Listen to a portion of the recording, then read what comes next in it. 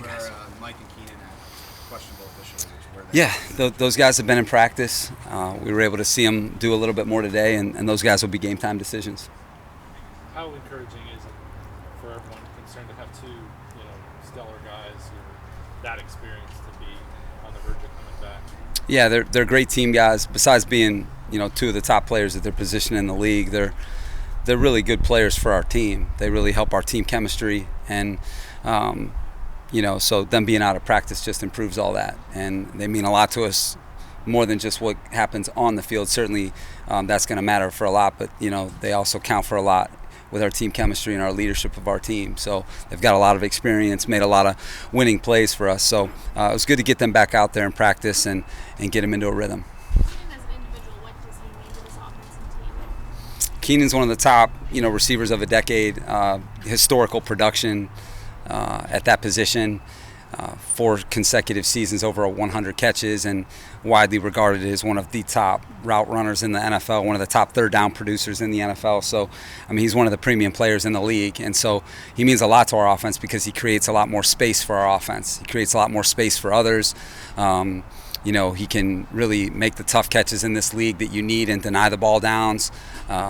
And he also brings the dog to this team that it needs, because he's a premium guy and he plays like that. And so, that's also what both those two guys bring is the dog that you need, each and every time you play in this league. I was going to ask the same question for Mike. Yeah, they're two guys that have the same impact because they both are premium guys in the league. And so, those guys have done such a good job since I've been here. And to get them both back in practice was, like I said, it was good for us this week. Your second season as head coach, since division rivalry is kind of a little bit new, but what's it like game planning against Andy Reid?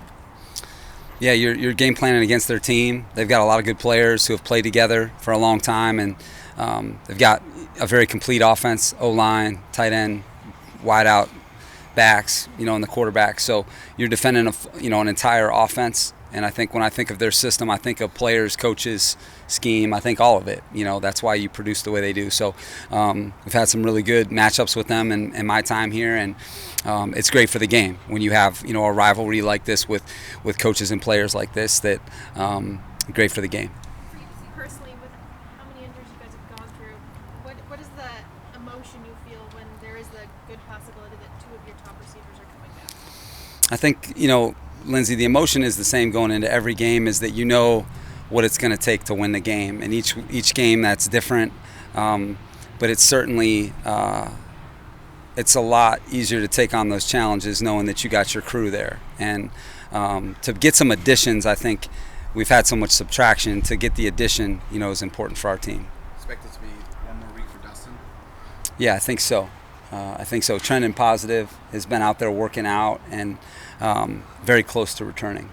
Because of the circumstances you just mentioned, Chiefs, prime time, all of that, have you noticed any different vibe around the team? No, same vibe that it's been. Just really feel like, we're hitting that part of the season where you start to get energized.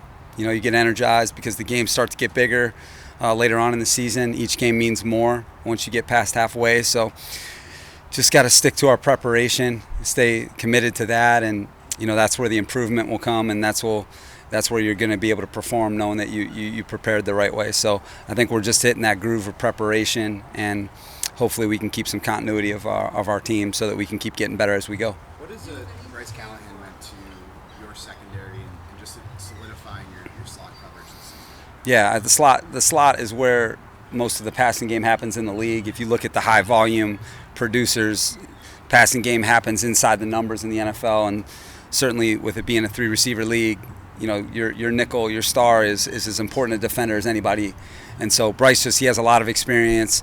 Like I said, he can do all the jobs at a premium level. He can cover man-to-man. He's got great zone instincts. He can cover different types of players because he's got a big engine for a nickel. There's some nickels that are speed deficient that just have quickness. He's got both. He's got quickness and he's got deep speed. He can play outside corner. He's got strong lowers, so if he's going against a bigger receiver like Keenan or somebody, he's got the lowers to anchor. And then his brain works. This guy's got a premium processor, and he plays the position the way it's designed to be played. And he's been doing it for his whole career. And I'm so thankful we have him. He's been one of our best players all year long. How'd you see Tyler Davidson just take in everything since he arrived here just throughout the week? Tyler's a pro. Really excited. He actually was like roommates with Josh Harris in Atlanta, and which I just found that out. And he's just a pro. He's been through it. He's got confidence, and he's fit right into our group. Really proud of Sebastian and Foxy, those guys, Bray leading the way, getting him onboarded, Jay Rogers and John Timu coaching him, and we expect him to play well on Sunday. As you guys prepare for the Chiefs, do you see any cracks in their defense that you can take advantage of? I see a defense that's got a lot of good players. I think you start with their defense with Chris Jones and what he's been able to do, establishing himself as one of the premium players in the league. And you got Frank Clark and Carlos Dunlap on the edge. You got Mike Dana. You got Karlaftis. It's a very formidable group. Noddy inside.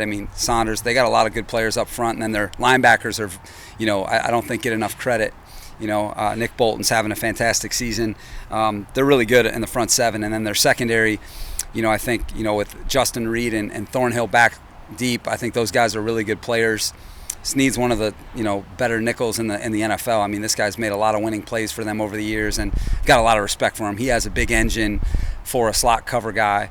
And then I think at corner, them getting McDuffie back was big, for them, and they've gotten quality play, out of their secondary. So, Spagnuolo's always, one of the tougher coordinators to go against. He's got a lot of experience, and I just see a defense that, is really tough on all three levels. Where do you stand with Joe Gaziano? Will he be elevated from the practice squad? Yeah, Joe G will be up on Sunday. When you're playing a team like the Chiefs, how important is it to win the turnover battle? Yeah, that's where it starts in the NFL. With us is the takeaway margin. That's got to be, at the heart of your program. And, right now we're +2 on the season. And so that's a good thing. That's a good place to start. But against them, it's going to be a possession game against them. And so how can you create possessions?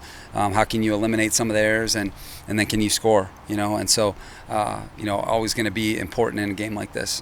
What's happened since the last time you faced the Chiefs, just with Justin being injured during that game and different circumstances on offense? How have you seen him kind of progress through what's really been a new set of challenges compared to what he dealt with his first 2 years? Yeah, I see a lot of progress. I see a lot of growth with him. And he's discovering what the NFL is about. And sometimes you're going to go through stretches like this. Hopefully he plays a ton of years. But if you play a ton of years, you're going to go through a stretch like this. And you have to be able to figure it out. And that's what he's done. He stayed consistent. He stayed true to himself. He's been an outstanding teammate. And he's an example of what it takes in the NFL. You need to be able to hang tough sometimes, and that's what he's been able to do. He's been able to give us a chance in all these games. That's why we have the record we have.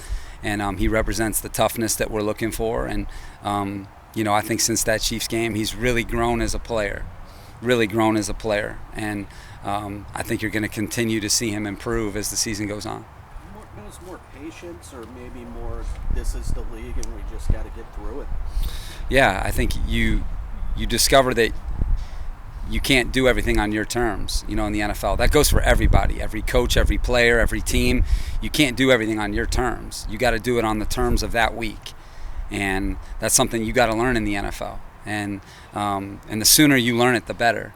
And I think that's where a lot of our guys on their team is. They're learning that's how it is. And all of us, need to know that. And, I think that's where I think the growth happens for him, is he's learning, what it takes. And, he's been outstanding for us this season, outstanding in that way, because every time he's gone out there, I think he's given us a chance to win. All right, thanks, Coach. Do you change anything with your scout team to try and replicate a Patrick Mahomes and build up to a Chiefs game? Yeah, the best you can. We're fortunate. We got Chase Daniel and Easton Stick will give you a premium look. Chase with his experience, Easton kind of with that mobility and being able to create off schedule. Try to simulate the best you can. You're never going to simulate Pat, but you try the best you can. And I think those two guys, do as good a job as anybody.